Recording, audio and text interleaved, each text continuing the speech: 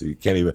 I can't wait till they come back to me and say, "Hey, Joey, you're in trouble because you told Lee to kick that fucking mule." But anyway, I don't give a fuck about mules, except 2 mules for Sister Sarah. My main man is here today, representing Buffalo. What's up? Fucking great little comedian, Josh Potter. Thanks so much for having me, dude. I've known you since before the glasses, and I gotta tell you, you've made me very proud the last couple months. Number one, Thank you. I know you've been here for about a year. Mm-hmm. A little over, well, almost 2 years. It's so crazy how you go to different comedy clubs and you see comics and 100 of them tell you what their plans are and you talk to them and you try to talk to them as honestly as you can. I've always spoken to you. Mm-hmm. And then you see them out here and you try to give them love or whatever in the beginning. This is what I've learned. And I've learned that they go home within the first 6 months. For sure. This is a hard place to make a living. Thank God you were friends with Tom, and he loves you with all his heart. I mean, I'm so thankful. I've had 1,000 conversations with Tom, and you gave me a little gig on the podcast to put a little change in your pocket. You're doing some work around town, so I really applaud. Thank you. What you're doing. I'm very, very, very, very proud of you. That means so much. Thank you very much. No, you know me, dog. I'm down with the. Don't call me up at 2 a.m. and tell me about your plans because I don't want to fucking hear them. And I don't like talking about that. I want to see what the fuck you're doing. And I hear around town, Josh Potter was there, and you're very likable. I mean, everybody I talks to says they love you. I know you were on a podcast a couple of weeks ago, and somebody actually called me and said, "Listen to this podcast with Potter." He goes, "Fucking ape shit." And I go, "Let me tell you something.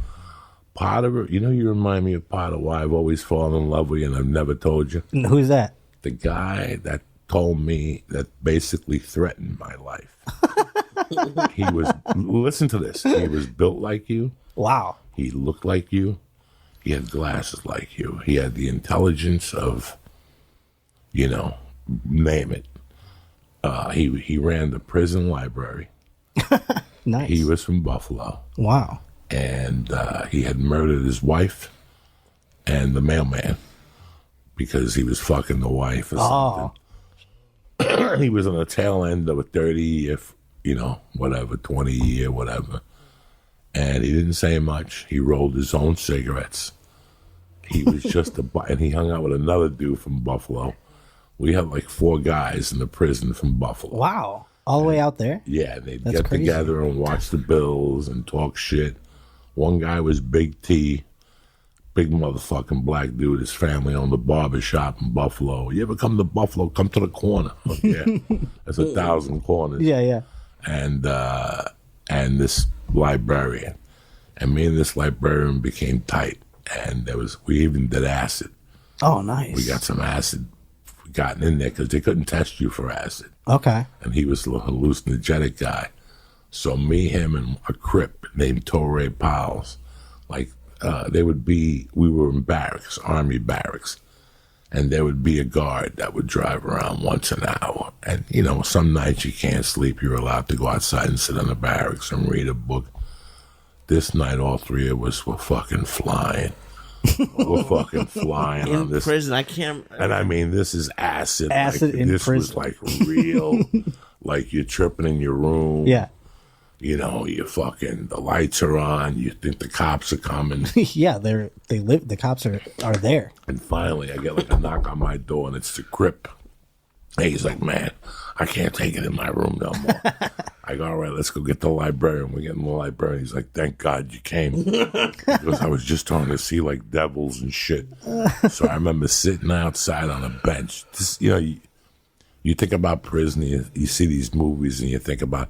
But no matter where you go in this life, whether it's a negative or a positive, you always meet 2 or 3 people that are tight that make that part of your life a lot easier. And these 2 guys, I owe my life. And I'm sitting there with them, and we're fucking outside, and the birds are sounding like hawks. At 2 a.m, a little cheep, cheep sounds like fucking. Then the sprinklers went on, and we were fucking really paranoid. We were like on acid. And the guard came, and he's like, "What the fuck are you guys still doing up?" I'm like, "We couldn't talk. We were talking about a shipment of meat coming in or some bullshit." because we all worked in the kitchen. So, except the librarian. So, I don't know what happened. And at one point, the librarian goes, I got to go to the bathroom. He disappeared for like a half hour. We just lost him. And Torre Pals, the Crip, looked at me and goes, how fucking crazy are we? We're doing acid with a guy that stabbed his wife to death to the mailman. He goes, I'll never forget this. That was my Buffalo That's story. so fucking wild because you're right. Like a murderer on acid could have like a moment. Yeah. He could just snap. And he was like he was a sweetheart. There was no mental health issues. He was a genius. He was very smart. He was I learned like a ice in lot his from veins. him. You know, I remember I was like the house lawyer, and he did all my work. Oh, he did all the paperwork and Because shit. he just did it out of doing it. Oh, that's cool. Like just to help me because he was that smart. He was initiative. He was just he read that New York Times front to back every day. You know, it's just Buffalo has always been just so fucking.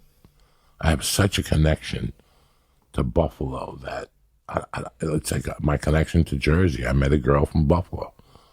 And I started going to Buffalo, and I fell in love with the city. And they told me the history of the city. You know, Fisher Price left, and all these companies left, and they were left with their dick in their hand. You were probably there in the 90s when it was like real shitty. Everyone was moving to fucking Charlotte and shit. I was there in 84. Okay. So you saw the downturn like the whole way through. I was there in 84, 85, 86. We would go. It was a family thing. And they were tremendous. They were Polish. Yeah. And there's a lot of that. the fucking food was just sensational. And I remember telling somebody once, like, I'm going to Buffalo to do comedy. Like, that's the asshole of the world. And I actually really, really got insulted. Like, you don't know Buffalo. Yeah. Like, unless you've been to Buffalo, you know, when you go to fucking Wegmans and you look crazy. at, like, Lee wouldn't come back. You Like, really I know Lee. I know Lee. live at Wegmans? I dated a girl from Rochester, and she told me about Wegmans, and You would live inside Wegmans for sure. Lee, you just would not. I remember I go back to Buffalo with Rob Lederman Yep. when he paid nothing and it was a nightmare of a club. Yeah. And then I went back when there was a Funny Bone there. In the mall. And that was sensational.